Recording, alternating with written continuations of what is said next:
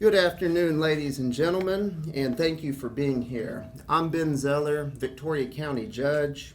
The purpose of today's press briefing is to inform our community of the steps that have been taken and that are being taken locally to prepare for issues related to COVID-19.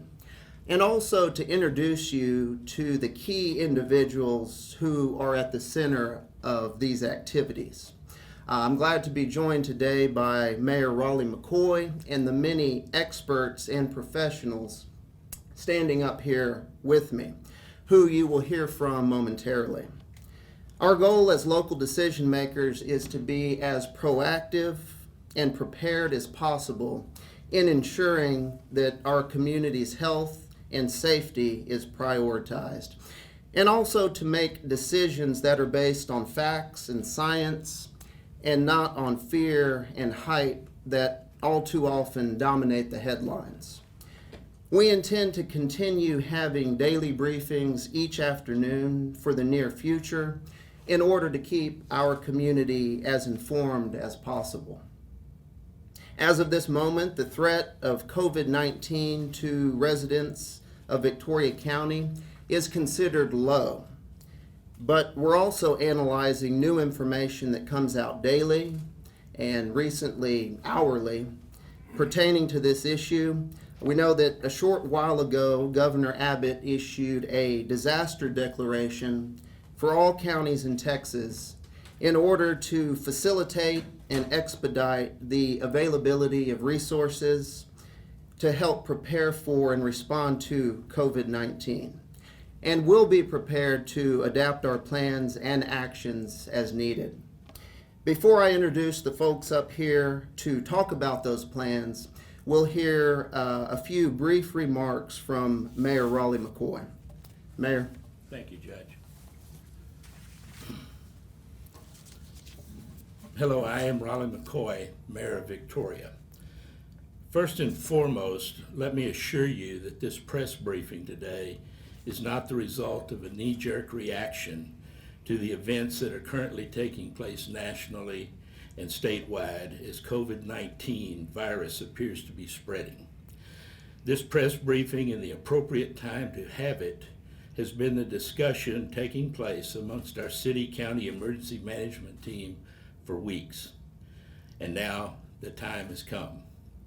By now, you're all aware that the governor has declared a statewide emergency, which will give us even more resources to deal with this situation. I believe the President of the United States has just recently declared a national emergency. I can tell you without reservation that the group of professionals and healthcare experts standing behind the judge and I are the ones who will guide us successfully through this crisis. This team will be working tirelessly in robust response to see that this virus is contained and effectively treated in those who might contract it. It is these people who we need to intently listen to and learn from, and it will be through their work and diligence that information will begin flowing soon on a daily basis to the press, social media, and the public at large. Rest assured that it is our goal that this information be the most current, accurate, and trusted information available to you. The best advice that I can offer you as your mayor is to remain calm and at the same time vigilant in taking the medically known precautions that will repeatedly be offered, the most important of which is wash your hands, in an effort to slow down and ultimately prevent the spread of this virus. And even though our medical understanding of this virus indicates that most people who contract it will have mild symptoms and in some cases may not even realize that they have had it at all, it is still potentially that we still must realize that there's the potential for rapid spread must be contained to protect the lives of that segment of the population for whom it can be lethal. So once again, remain calm, keep your wits about yourself, use your common sense, but most important of all, get your information through the daily briefings, which will be forthcoming through our emergency command center and disseminated through our local media and the media outlets and the city county websites. Judge, can you please introduce these experts behind us? I certainly can. I think I have one note. Thank you, Mayor. I want to introduce the folks who we have up here standing with us. These and others are individuals who have been meeting regularly related to this issue for the last month. Our collaboration and our effort related to COVID-19 is not something new. This has been going on for well over a month now. And what I'd like to do is briefly introduce each individual up here, and then we'll hear from some of them related to their areas of subject matter expertise. You've all heard from the mayor. We have the fire chief from the city of Victoria, Tracy Fox, Victoria City Manager Jesus Garza, the chief deputy in the Victoria County Sheriff's Office, Roy Boyd, our emergency management coordinator here in Victoria, Rick McBrayer. David Gonzalez is the director of our local health department. Our epidemiologist in the local health department, Brittany Burgess. Our local health authority, Dr. John McNeil. We have Gary Millar, the CEO of DTAR Hospital here in Victoria. Mike Olson, the CEO of our county hospital, Citizens Medical Center. We've got Captain Charles Williamson with the Victoria County Sheriff's Office. Police Chief J.J. Craig with the City of Victoria Police Department, and my Chief of Staff, Caitlin Weinheimer, standing up here with us today. To kick off the remarks and updates from some of their areas of expertise, we'll have our Emergency Management Coordinator start that off, Rick McBrayer. Rick, come on up, sir. Appreciate it. Good afternoon. My name is Rick McBrayer. I'm the Emergency Management Coordinator for the City and County of Victoria. Wanted to echo what the mayor and the judge have both said, is that with great efforts that we have the professionals and the subject matter experts that are standing behind us that have come together on a full activated EOC at readiness level 1 for us to start now putting together and acted upon all of the plans that we've already been preparing for. The folks behind me will be briefing on each of their agencies and what they're doing, and then we'll be setting forth the routine schedule that we'll be doing press release, and also as how we build out our plans as we go forward. So I'd like to turn it over now to Mr. David Gonzalez, Director of the Victoria County Health Department.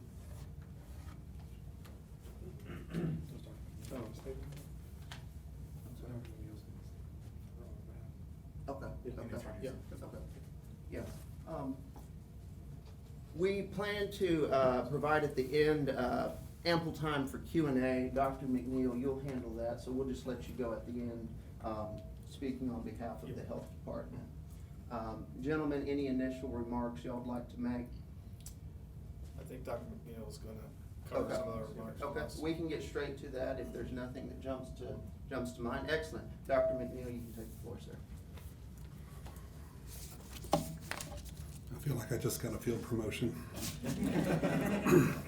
Folks, I'm Dr. John McNeil. I'm an internal medicine physician here in Victoria, and my title is Local Health Authority, so that means I work very closely with everybody behind me. The health department has been working on this topic ever since it became a topic, and we're very concerned, and yet we're really with it, and we're really trying to make sure that everything is covered. So we've been having multiple meetings. We've come up with a lot of plans. We're watching what the nation is doing. We're watching what our area is doing. We are in constant contact with the Texas State Health Services and they're in constant contact with the Centers for Disease Control. So that all the things that we speak with are the same things that other counties and other cities and other states are doing as well. One of the things that I will tell you is that just like everyone else, we firmly believe that we have assembled a very good team. Our emergency operations centers are working. We are meeting continuously, and we're making decisions based on good, sound medical data. So I'm very fortunate to be part of the health department and to have the staff with David and Brittany Brittany, our epidemiologist, who basically tells me what to say, and as well as everyone else up here. So that being said, do we need to mention anything else about the health department? I think we'll be available to answer questions. We'll be able to answer questions in just a minute. Also, I'm going to speak for both hospitals today, and I just had a nice meeting with the gentleman behind me, both the CEOs of Citizens Medical Center and Detour Health Systems. Both hospitals remain fully functional, and both are prepared and ready to address the needs of this community. There's been a lot of planning that goes in, planning from everything as far as what to do when a suspected patient gets out of the car, to what we're going to do with them in the hospital, how we're going to take care of them, having the equipment, having the personal protective equipment for our employees. It's important that we protect the public, but it's also important that we protect our infrastructure so that we can take care of as many patients as possible. So effective immediately, there are some things that are going to be initiated, and the hospitals have asked me to speak to them. This comes from both of the CEOs who've worked very closely to come up with this, so if you'll have any questions, we can address those afterwards. The first thing, both hospitals are going to restrict visitor access to the hospitals, and that's simply to protect our staff and to protect the other patients that we take care of. So will this be effective immediately, gentlemen?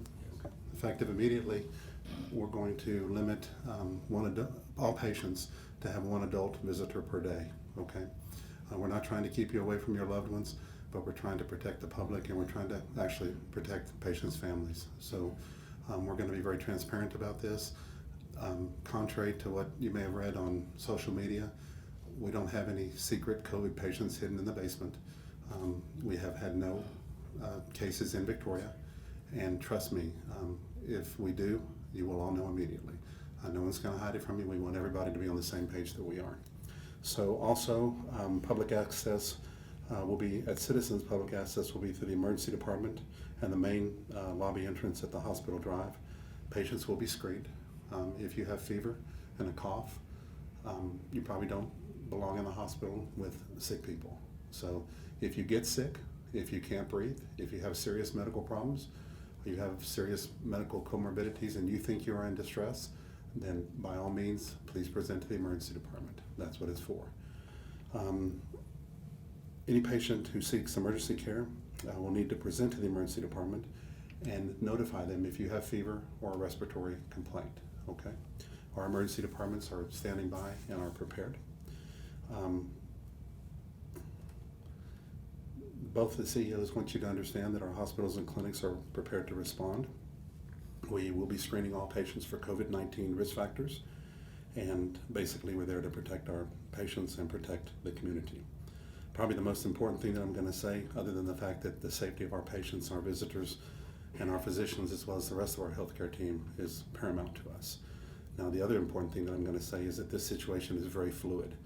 What I'm saying today may be outdated tomorrow or the next day, but we're going to have daily briefings, and we're going to let you know exactly what's going on, okay? Transparency is the word, and everybody behind me agrees with that and believes that, okay? We can open it up to Q&A if there's no other initial remarks by anyone. I want to make sure everybody gets to say what they want. Okay. Okay, questions? Yes, ma'am. Dr. McNeil, will visitors be screened for symptoms of COVID-19 as well? Yes, they will. Okay. That's Okay. right. And patients with fever and cough and chills, basically if you have flu symptoms. Okay. And what about healthcare workers who might be exposed to anyone presenting with those symptoms? Well, we screen ourselves continuously because every healthcare worker understands the importance of knowing if they're sick, and we have no problem with sending people home. We've done it before. And Governor Abbott ordered state agencies to restrict visitations to nursing homes, daycare facilities, jails. Can you tell us what that will look like here in Victoria, if that's something handled locally or? Well, that's something that we're going to be announcing. We just spoke about the jails, and we can tell you that because I'm involved with the Victoria County Jail as well as the Juvenile Detention Center, and effective immediately we're going to suspend visitation from that.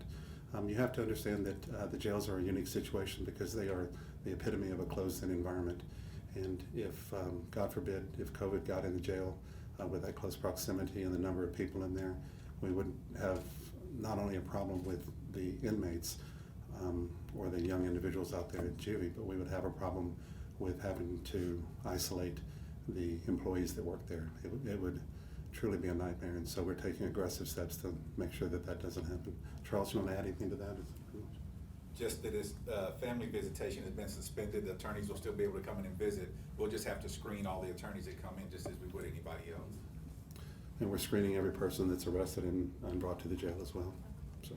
And what about nursing homes and daycare facilities? Is that something you guys will handle, or? That's something that will go through the health department. Brittany, do you want to talk about that? As of yesterday, we spoke with all of the nursing homes here in Victoria County, and they all have things in place to restrict visitors and to protect their patients as well as their staff. And screening is in place for their own employees at this point in time. Something that a lot of folks have been really confused about is testing. Could you just describe, what that testing process looks like currently? Well, that testing process, I wish it was like the flu swab where we could just swab somebody and stick it in that little deal sitting on the counter in my office and tell you in 18 minutes if they've got the flu or not. But we don't have that technology yet. But I was listening to the president on the way over to this talk, and supposedly they're going to have about 1.5 million tests available in the United States within the next week to 10 days. And they said by the end of the month, about 5 million tests. They claim that they have, quote unquote, unleashed the private sector on this. So we know it's a problem. We cannot directly test patients in Victoria, but we do have the equipment to collect the isolates and send the swabs, and we send them, and we've done this, and we get the results typically back in about 48 hours. So during that time, that patient is isolated if they meet criteria, and they wouldn't have been tested if they didn't meet the criteria. And I know that Victoria is in the service area of the Corpus Christi Health Lab. Is that where our swabs are sent, or does it go all over the state? San Antonio, right? It's San Antonio. Right, they go to San Antonio. In terms of our homeless population, I know some folks have expressed concern about those who might not have access to soap or clean running water. Are there any precautions or advisories in place to work with those folks who might not be able to have those resources? Any person in Victoria County that has a medical problem or has a complaint can always go to the emergency department. We do have good access to health care here. We would never turn anybody away. What about soap and running water? I really don't know how to address that. I mean, do you know the way? Have we thought of it? In any public building, you've got. Yeah. Sure. Okay. Any public building? Okay. Yes, ma'am. What can the average citizen do? What would be your expectation or your advice for the next couple of days for the average citizen on the weekend? Maybe not travel so much, maybe not go into highly populated areas. What is your advice for us on the daily? Well, the Centers for Disease Control has come up with stuff, and I'm not going to tell you to wash your hands again because Right, we've probably heard that, but that is still the mainstay of this. I'm not so sure that I would go to a very populated event right now. It's not been restricted here in Victoria yet, but like I said, this is a fluid situation and we're watching it every day. There are certain areas that I certainly wouldn't go to a large event, but in those areas, most of those events have been canceled. So it's pretty much a deal of watching yourself and be vigilant with your own self. And if you develop fever, if you develop cough, and if you develop shortness of breath, then you need to seek help immediately. You can go to the emergency department if you have a true emergency. We're encouraging people to call their physician. The physicians know that they can call the health department, and we will get you tested if you meet criteria. We're not going to test. We simply can't test everybody that has a fever, but everybody that has a fever that's had an exposure to someone that may have been involved with COVID, those people will be tested. Is that correct, Brittany? That is correct, yes. Okay. And Dr. McNeil, can you talk to folks who might be, panicking when they shop about, what they do or don't eat at home at this time? Well, an upper respiratory infection and flu and COVID. I mean, at this point, we've never seen anything that would cause the supply chain to change. And when I went to HEB this morning, it was moderately crowded, not like yesterday. But one of the guys there told me that they are getting food. I actually asked. They're getting food in on a regular basis. The supply chains are still intact. I really don't. I really wasn't going to mention toilet paper, but How can you not? I don't know what to say. I think we have plenty. So there we go. An adequate supply of toilet paper. I mean, maybe toilet paper is indicative of everything else. I mean, we have adequate supplies at the stores right now. Okay.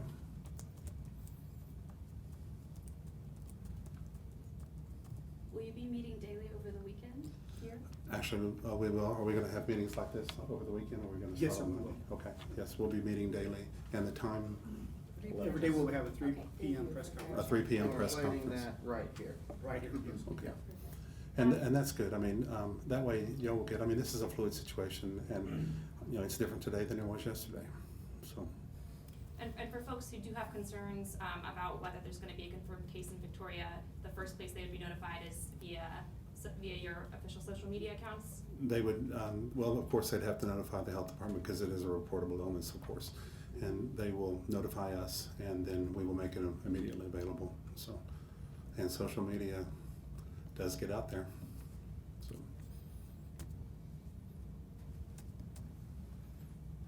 Dr. Kano, do you have any questions? Did I not cover something? Okay, great. All right. Judge? Okay, very good. Thank you. Thank you, Dr. McNeil. And regarding those daily briefings that'll happen here at 3 o'clock, you won't see everybody up here every day. In all likelihood, it would be either David or Brittany or Dr. McNeil, or if there's an update related to one of the subject matter experts, they would be here to speak about that. So you won't see this whole crowd here every day unless that's needed, but it is our plan to continue these updates daily at 3 p.m. right here for the foreseeable future in our effort to make sure the community's as informed and updated as possible. So that's the plan going forward. Are there any final questions before we adjourn here? Okay. Well, if not, we certainly thank you for your time and interest to be here and to help communicate to the public the situation and what we're doing to address it. So thank you all, and thank all of you back here for working together so well. This really is an example of teamwork and collaboration that I'm really proud to see locally. So thank you all once again.